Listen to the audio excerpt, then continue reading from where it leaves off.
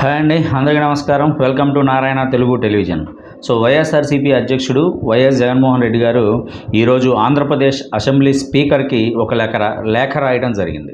ప్రధానంగా ఈ లేఖలో జగన్మోహన్ రెడ్డి గారు ఏం మాట్లాడారంటే కొన్ని ఉదాహరణలు కూడా ఈ లేఖలో ప్రధానంగా ప్రస్తావించారు. ఉదాహరణలు ఏంటంటే 1984లో లోక్సభలో 543 స్థానాల్లో జరిగిన ఎన్నికల్లో టీడీపీ 30 ఎంపీ సీట్లను గెలుచుకుంది.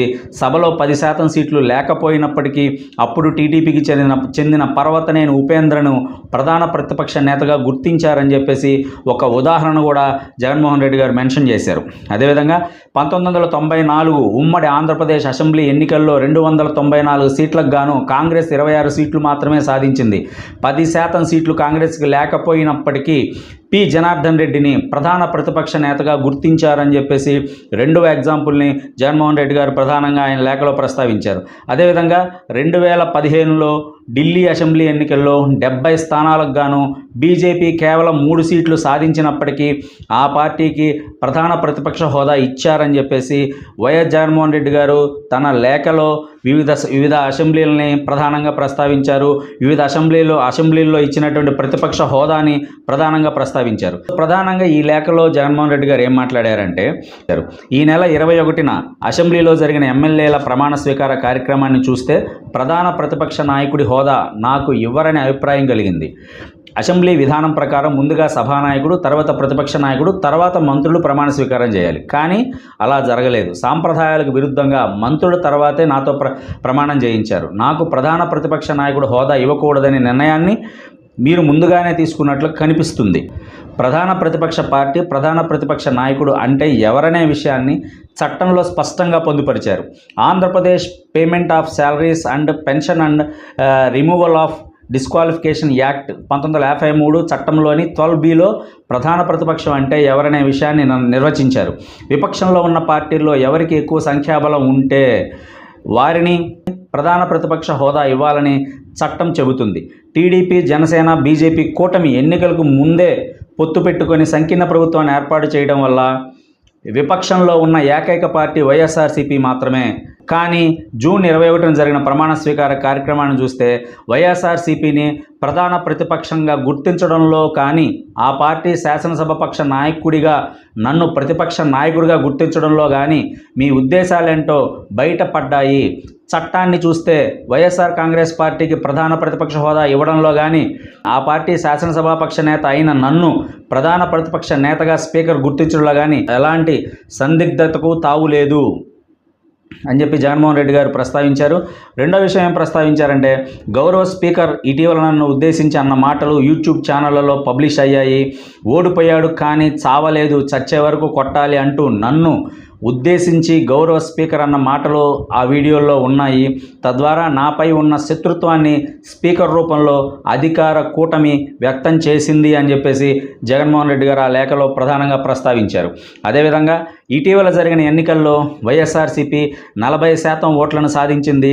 ప్రజా సంబంధిత అంశాలపై అసెంబ్లీలో ప్రజల తరఫున ప్రాతినిధ్యం వహించాల్సిన బాధ్యత మాపై ఉంది. ప్రభుత్వం, స్పీకర్ శత్రుత్వ వైఖరిని ప్రదర్శిస్తున్న నేపథ్యంలో మా పార్టీకి ప్రధాన ప్రతిపక్ష హోదా ఒకవేళ ఇవ్వకుంటే అసెంబ్లీ కార్యకలాపాల్లో వైఎస్ఆర్ కాంగ్రెస్ పార్టీని కట్టడి చేసినట్లవుతుంది. వైఎస్ఆర్సీపీకి ప్రధాన ప్రతిపక్ష హోదా ఇవ్వడం వల్ల అసెంబ్లీలో ప్రతిపక్ష నాయకుడికి తగిన సమయం లభిస్తుంది. దీనివల్ల ప్రజా సంబంధిత అంశాలను సభ దృష్టికి బలంగా తీసుకురాగలుగుతారని చెప్పేసి వైఎస్ జగన్మోహన్ రెడ్డి గారు తన లేఖలో ప్రస్తావించారు. అదేవిధంగా సభా కార్యక్రమాల్లో ముమ్మరంగా పాల్గొనేలా, ప్రభుత్వ విధానాలపై ప్రతిపక్ష పార్టీగా అభిప్రాయాలను చెప్పేలా చట్టబద్ధమైన భాగస్వామ్యం ప్రధాన ప్రతిపక్షానికి లభిస్తుంది. ఇలాంటి పరిస్థితులు లేకపోతే అసెంబ్లీలో గణనీయమైన సీట్లు సాధించిన అధికార కూటమి గొంతు మాత్రమే వినిపిస్తుంది, కానీ వివిధ అంశాల్లో సరైన చర్చలు జరిగే అవకాశం ఉండదు అని చెప్పేసి జగన్మోహన్ రెడ్డి గారు అభిప్రాయపడ్డారు. అదేవిధంగా అసెంబ్లీ సీట్లలో 10% సీట్లు రానందున వైఎస్ఆర్ కాంగ్రెస్ పార్టీ శాసనసభాపక్షానికి ప్రధాన ప్రతిపక్ష హోదా రాదనే చర్చ జరుగుతోంది. భారత రాజ్యాంగం ప్రకారం ఆర్టికల్ 208 కింద ఆంధ్రప్రదేశ్ అసెంబ్లీ నోటిఫై చేసిన సభా ప్రవర్తన నియమావళిలో ఇన్ని సీట్లు వస్తేనే ప్రధాన ప్రతిపక్షంగా గుర్తించాలనే విషయాన్ని ఎక్కడా చెప్పలేదని చెప్పలేదన్న విషయాన్ని మీ ముందుకు తీసుకొస్తున్నానని, ఉమ్మడి ఆంధ్రప్రదేశ్లో కూడా ఎక్కడా ఈ నిబంధన పాటించలేదన్న అంశాన్ని గుర్తు చేస్తున్నాను అని చెప్పేసి వైఎస్ జగన్మోహన్ రెడ్డి గారు అసెంబ్లీ స్పీకర్కి అయ్యన్న పాత్రుడు గారికి లేఖ రాయడం జరిగింది. అదేవిధంగా ఏంటంటే ఈ అంశాలన్నీ కూడా కేవలం ప్రజా ప్రయోజనాల రీత్యా మీ దృష్టికి తీసుకొస్తున్నానని చెప్పి జగన్మోహన్ రెడ్డి గారు ఆయన లేఖలో ప్రస్తావించారు. అదేవిధంగా ప్రజల తరఫున అసెంబ్లీలో గొంతు విప్పడానికి తగిన సమయం లభించాలనే ఉద్దేశంతో ఈ లేఖ మీకు రాస్తున్నాను. అయితే ఇలాంటి పరిస్థితికి ఆస్కారం లేకుండా ఇప్పటికే అధికార కూటమి శత్రుత్వాన్ని ప్రదర్శిస్తుంది.